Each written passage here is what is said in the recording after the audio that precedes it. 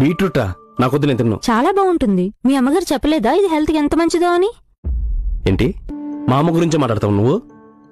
అయ్యో అదేంటండి, నేనేమన్నాను ఇప్పుడు? ఏమన్నావేనా కొడుకుని? నేర్పించలేదు మీ అమ్మ నాన్న? మొగుడుతో ఎలా మాట్లాడాలో నేర్పించలేదా? ఒక పని చేయడం రాదు, పొద్దున్న లేవడం రాదు, నేనొచ్చి లేపుతాగా లేవవు. ఇదేనా మీ అమ్మ నాన్న నీకు నేర్పింది? మాట్లాడితే అమ్మా నాన్న అనకండి అత్తయ్య. చూసారా అండి, యాజువల్ గా మీ అమ్మగారు అన్నందుకే మీకంత కోపం వచ్చింది. మీ అమ్మగారు నన్ను ప్రతిరోజు మీ అమ్మా నాన్న ఇదేనా నేర్పించారు, ఇదేనా నేర్చుకున్నామని ప్రతిరోజు నన్ను సూటిపోటు మాటలు అంటూనే ఉన్నారు. ఏంటే ఎదురు సమాధానం చెప్తున్నావు? ఎదురు సమాధానం కాదత్తయ్య, నేను 25 ఏళ్ళు ఒకలా పెరిగాను.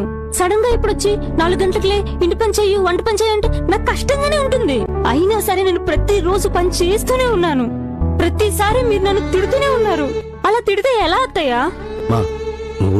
నీకు చెప్తున్నానంతే. అదే అత్తయ్య, మీరు నాకు చెప్పే విధానంలో చెప్తే నేను చేస్తాను. ఏ అత్త ఏ కోడలికి చెప్పే విధానంలో చెప్తే ఏ కోడలు చేయదత్తయ్య? మీరు అలా చెప్పకుండా తిడుతూనే ఉన్నారు. కోడలు కొడుకు బయటకెళ్తే చూడలేరు, కోడలేమైనా కొనుక్కొని ఇంటికి తీసుకొస్తే ఫీల్ అయిపోతారు. మీరు కాకపోతే నాకెవరున్నారు అత్తయ్య?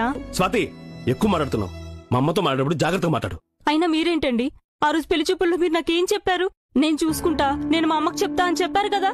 ఈ రోజు మీరు ఎలా మాట్లాడుతున్నారు? మీరు చెప్పింది ఏంటి, చేస్తున్నది ఏంటండి? మిమ్మల్ని నమ్మే కదా నేను ఈ పెళ్లి కొప్పుకున్నాను.